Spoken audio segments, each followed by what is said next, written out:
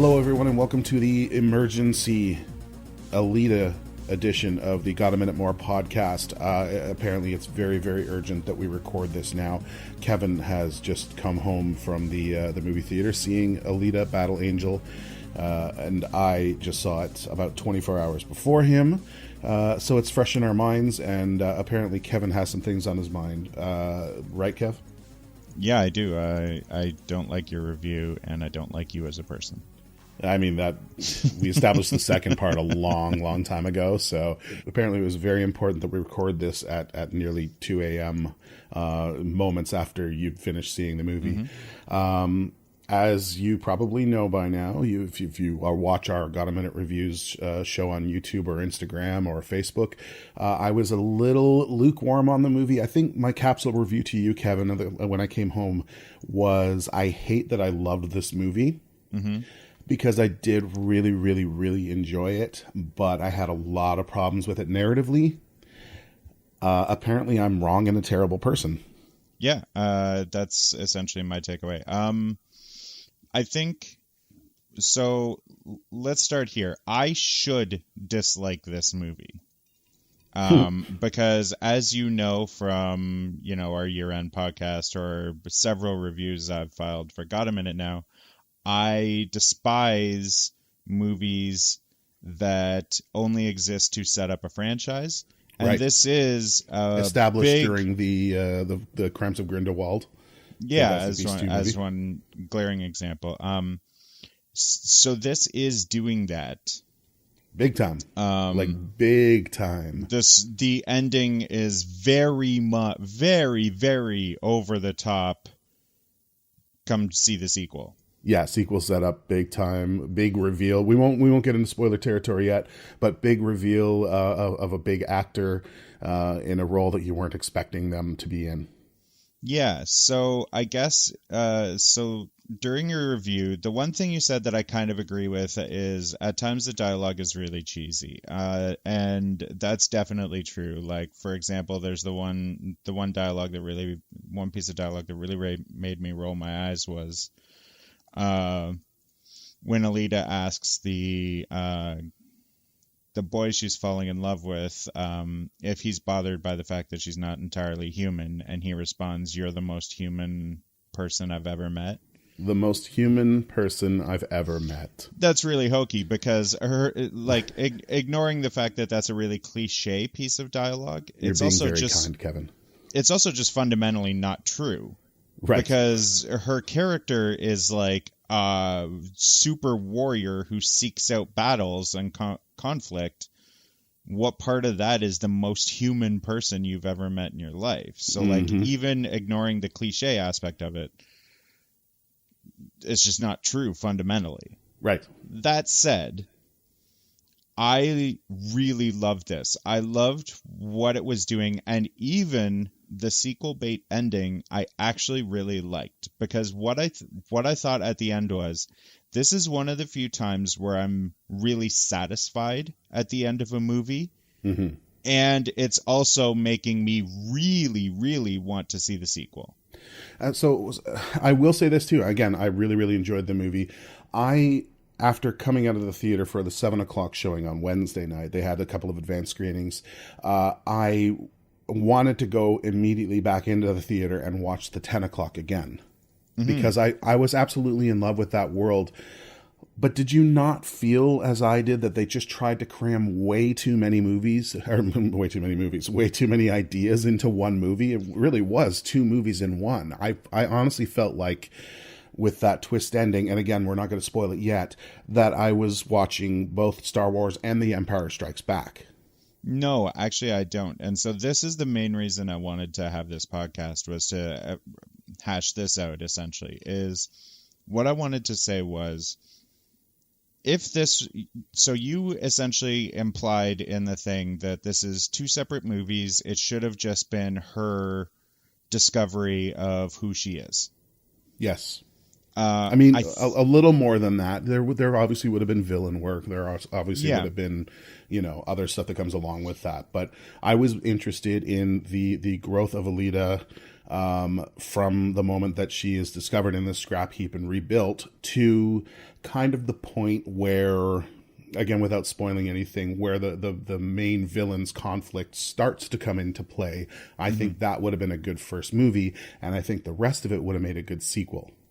I think the problem with if you split it up like that, then this just becomes another superhero origin story.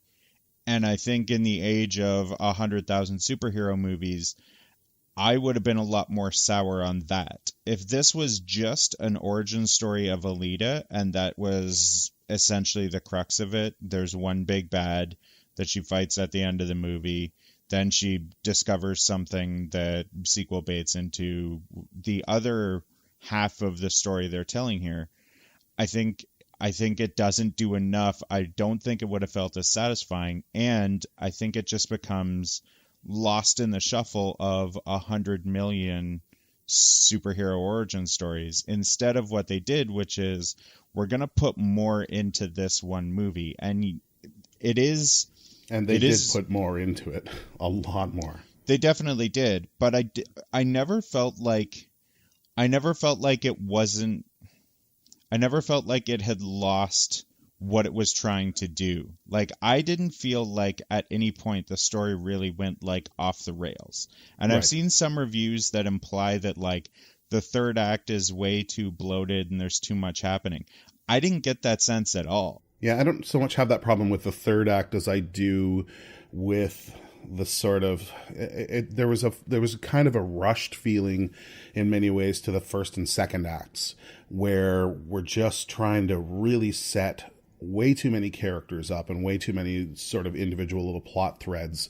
I don't know. I could have done without Jennifer Connelly's character completely in the first movie. Let's call it the first movie. I want to call it the first movie anyway. I know you don't. And that would have, I think that would have made for an interesting second movie as well, bringing her in. Anyway, I mean, you know what, we should get into spoiler territory because this is really hard. We're walking on eggshells here, trying not to spoil anything. Jennifer Connelly plays the wife of Christoph Waltz's character, Dr. Ito. Estranged wife. They had a child together. That child died. And Dr. Ito, who builds essentially replacement limbs and replacement torsos and replacement body parts, period, for people, had designed this body for his daughter, which he then eventually gives to Alita. And Jennifer Connelly recognizes that body on the street and, you know, instantly knows that that was something that Ito had given her, and then, you know, she becomes a part of this whole story. Honestly, I could have tossed all of that aside until the second movie. But I don't think there's enough meat on that bone to make it its own separate story. I think it is what it is, which is just a supporting actor in a supporting role, and there's not a ton to it. Now that we're in spoilers, we can just say she's the mother. She's also obsessed with getting the body or getting Alita's heart, because Alita's heart is this super powerful. I can't remember what the technology is. It's like a piece of machinery of some sort that's incredibly valuable and like lost technology as well, the kind of thing that can't be built anymore.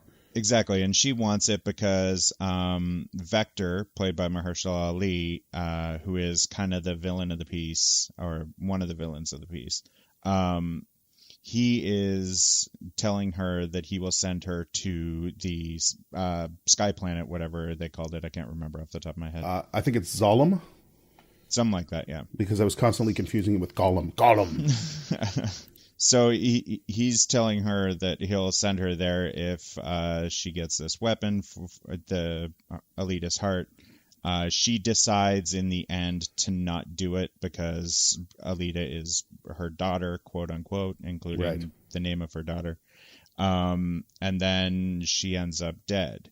I don't think there's enough meat on that bone, especially given the way it ends, for that to be its own story. That's mainly what I think is, like, if you watch Ghost in the Shell, which is another version of an adaptation of anime or manga, Ghost in the Shell felt too thin. They weren't doing enough with that movie. There wasn't enough meat on the bone there. Right. And I think this movie said, okay, so the Jennifer Connelly character, that's a cool story, but it's not enough to carry its own movie, or else it would just feel kind of bare. So we're going to put it here. Same with the Ed Skrine's character. Yes. Zappin or something like that, I think. Frank Zappa. Yes. I'm pretty sure it's Frank Zappa. Same thing where his character is just this bounty hunter who makes a ploy at the end of the movie to hurt Alita through the people she loves, because Alita embarrassed him in a bar. Right. And same thing, if Ed Skrein was the villain of the piece, I also feel like that's just, there's not enough meat on that bone. So I think, like, in the end, like, is there a version of Ed Skrein as the villain of an entire Alita movie that works as an entire movie? No, I don't think so. I think it's too boring. I think his character's too boring, and I don't think he's imposing enough. And is Jennifer Connelly, could you flesh that out to be an entire movie? No, I don't think so, because I think that's cliche that we've seen a million times, and I think the ending is way too unsatisfying. So as set dressing to the main story here, I think it works really well. It makes it more engaging because there are so many characters that you care about going through all these different things around Alita, and it's also having an impact on Alita. You know, all those stories impact her in a very real way, so that at the end of the movie, when Alita has essentially become Alita, Battle Angel, you just really want to see the next movie. You're rooting so hard for her by the end of the movie, and you want more. And massive respect and praise for Rosa Salazar as well, who really, really brings a ton to that character. Mm-hmm. Let's very quickly talk about the eyes as well, because I don't know about you, but literally like 5 minutes into the movie, I didn't even notice the eyes anymore. No, neither did I. There was one scene where I noticed the eyes again, but it was only because, and I can't remember the context. I was trying to remember on my way home, but I remember there was one point, there was a single look that she gave that I thought was like spectacular. It very much reminded me of the Justice League scene where Wonder Woman gets hit and knocked all the way across the floor, and then she gives a little smirk as she's giving up, she's getting up.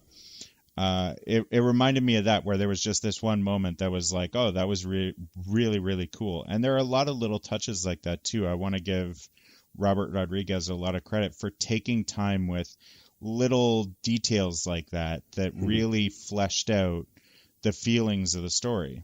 Yeah. You're probably referring to the scene with, is that the underground scene? The underground fight scene with Gruishka? Probably. I think there probably was there. There was one shot.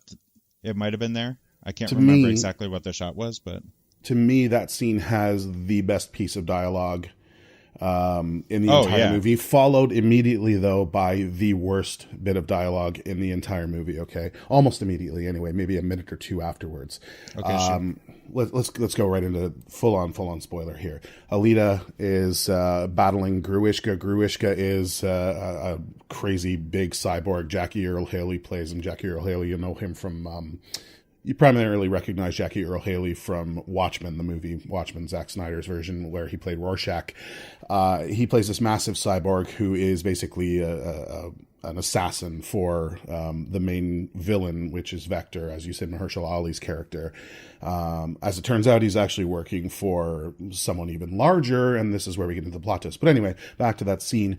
Gruishka kind of kicking the shit out of Alita and monologuing a little bit, and Alita finally gets the upper hand on him. He says something about I will show you mercy or something like that. She looks him right in the eyes and goes, fuck your mercy, jams her arm into his eye socket, snaps it off, and the fight is over.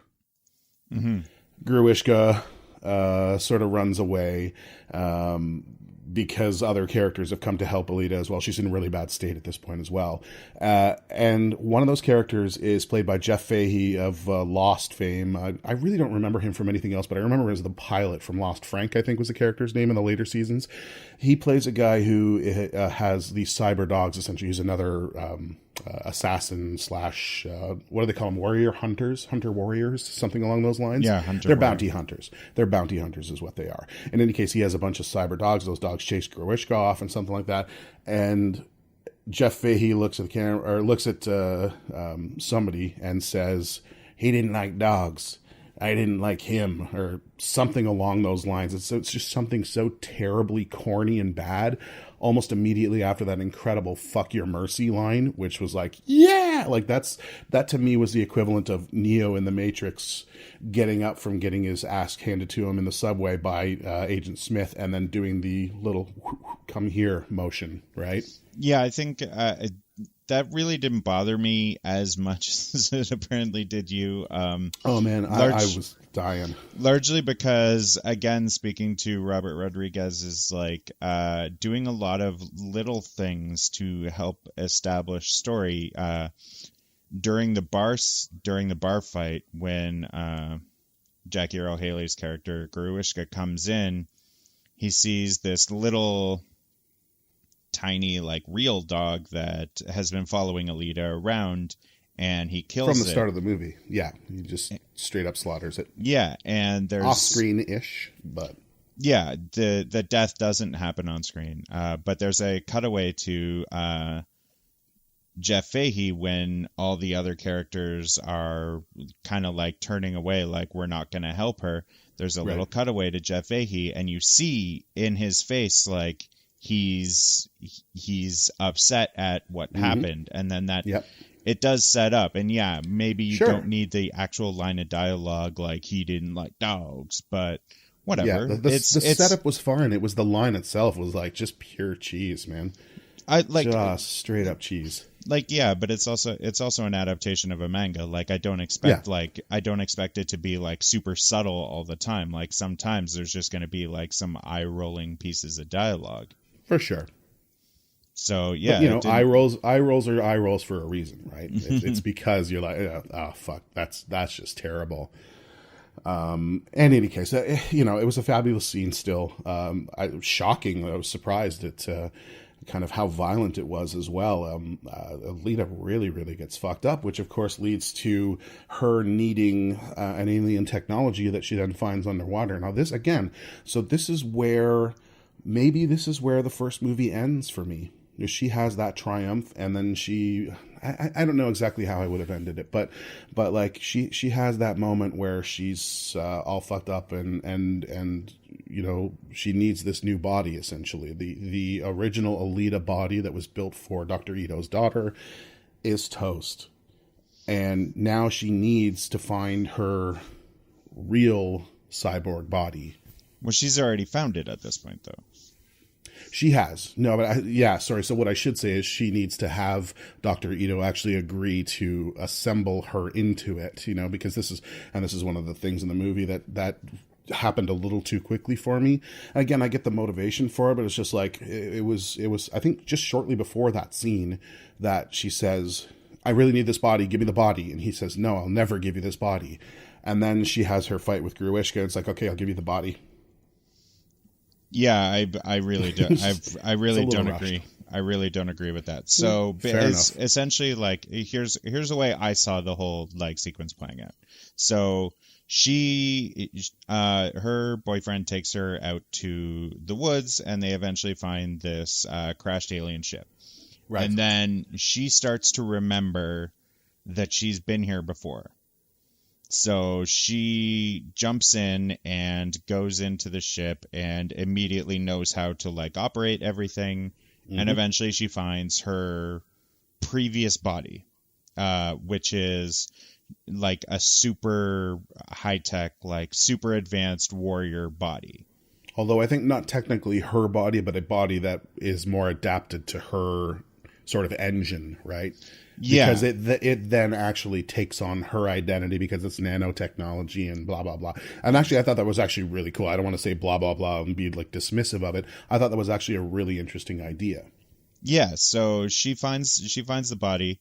She brings it back because essentially to this point in the movie, she's been obsessed with finding out who she is, and she thinks that being attached to this body will help her discover that. And from Dr. Ito's point of view, he says no to her and says he'll never attach her to that body because he knows what that body's used for. He knows that's like a super soldier weapon, essentially. Yeah. And he doesn't want her, like, if his she his does, line is that she's been given a clean slate and a chance to start over, right? Exactly, and he doesn't not be a weapon. Yeah, and he doesn't want her to remember that she is a weapon and potentially like lose her forever, quote unquote.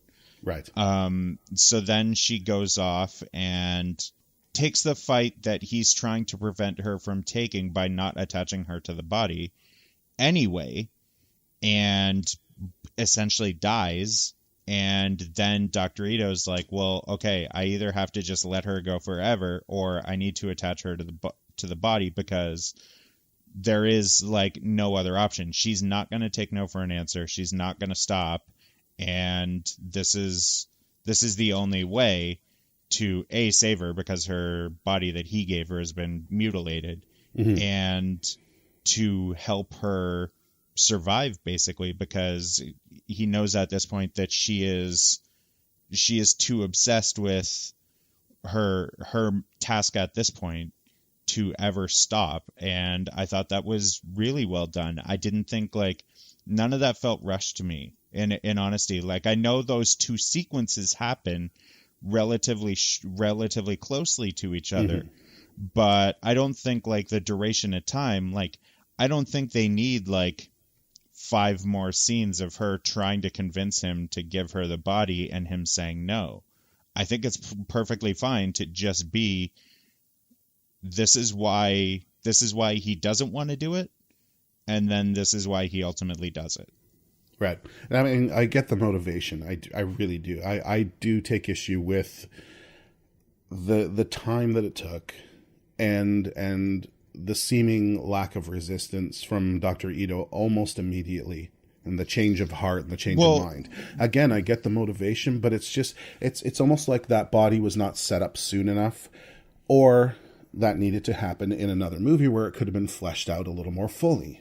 Well, no, because again, like I don't think the lack of hesitation on him from him the second time is a problem, because his story arc, as far as he's concerned, is he's found this girl who he's attaching the body that he made for his disabled daughter who was murdered.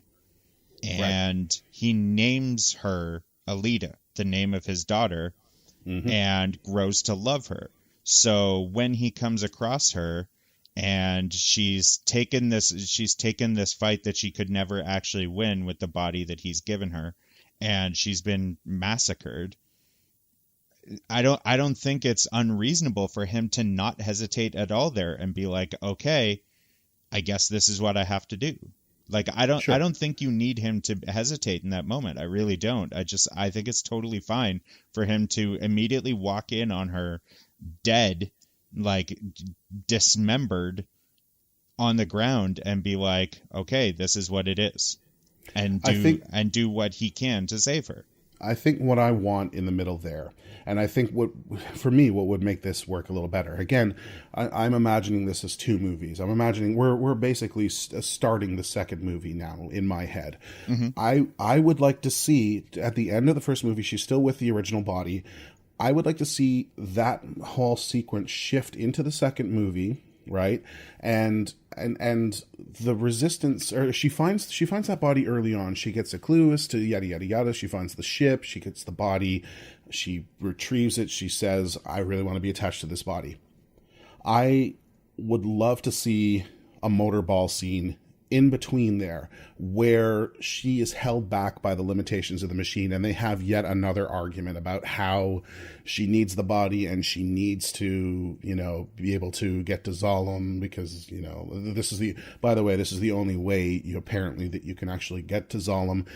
I should just start calling it Elysium because no one's going to know what Zalem is. It's the city above the city where all the rich people live. And the only way that you can get there is to actually be a motorball champion to win the grand final, I think it's called, or the I don't know, the cup or whatever it is. But in any case, I would have loved to have seen just another scene in there where her body is holding her back. And then you get into the fight with Gruishka where it really, really takes off and becomes noticeable that, yeah, she really needs this body. Like she's clearly way better than this body is for her. And then have that then you can bring in the Dr. Ito thing. His motivations are perfectly clear in this movie. Don't get me wrong, right? Like, I absolutely understand why he would do this for her. But again, it all just feels so compacted to me. It feels like a 4-hour movie in 122 minutes. Right, and this is, I guess, where we're just going to fundamentally disagree here. I like the fact that it feels that compressed for these first two movies, because I think, again, if we do the version of splitting this movie into two movies, I don't think there's enough in the first movie to make me give a shit about the second one. And I think this version, where it does so much, and by the end you are so attached to Alita because she's been through so much during this movie, that by the end you really care. And when it says, okay, here's the real big bad of the second movie, of part 2 of this story, come back and see her try and get her revenge on this person, I care so much about seeing her do that. Like, I really, really want this to get a sequel so that I can see that. Yeah, so do I. I'm going to be sitting here all weekend. We're recording this on Friday morning, as I said, pretty early. It's like just after 2 a.m. here. And I'm going to be watching the box office results all weekend because that's going to be key as to whether or not this movie gets a sequel. It has a huge budget. I can't remember exactly what the budget was, but it was massive. Money well spent as far as both of us are concerned. Yeah, and I think, like, so again, just to, like, if it was just the one movie and the second one was like, she's still not in her body, she still hasn't established, like, she still hasn't encountered Mahershala Ali's character. I can't remember all their names now. Vector? Nova? No, Vector. Vector. Nova is the big bad who we reveal at the end. We'll talk about that in a minute. Yeah, so if she still hasn't encountered that, if she hasn't lost her mother and been shown her, like, her not even corpse, just her, like, surgically removed brain and eyes in a fucking suitcase by Vector, which was actually kind of, like, funny but also, like, kind of sad. I don't know. I had a weird reaction to that in my own brain. If she hasn't had to fight for the survival of her father, if she hasn't been through hell with Gruishka, been basically killed by him once and then gotten her revenge, and if she hasn't lost her boyfriend, Keenan Johnson, who was, to me, one of the weakest parts of the movie. I didn't particularly... big time. Just as, like, an actor, I didn't think he did a particularly good job giving that character a lot of life. He's an eyebrow actor, right? Yeah. He's way too expressive, no subtlety whatsoever. But if she hadn't been through so much, I don't think you develop as much attachment to her as a character. I don't think you care as much if by the end of the first one they've only done half of this. It's like, okay, she's just another of the infinite superheroes that we're trying to launch a franchise for. Instead, you become more attached to her because she's been through so much, and now she has, like, this clear goal in mind. And to me, that ultimately is the payoff, is at the end where, okay, so to get into the thing we've been avoiding so far, when she gets into the whatever they call it, whatever ball tournament, motorball tournament, yeah. And she comes out onto the ledge and she points her sword at the Sky City where she knows and I can't remember Nova his name. Nova yeah. is. resides, and she's just had an interaction with Nova because Nova inhabits the body of Mahershala Ali's character, so she's communicated with him already. Yeah, and basically that's said, kind of a weird thing too, man. I don't know if I bought that, but whatever. And basically said, like, I'm coming for you. And then she points her sword at the sky, and we cut to Nova, and we see that it is Edward Norton. Mm-hmm.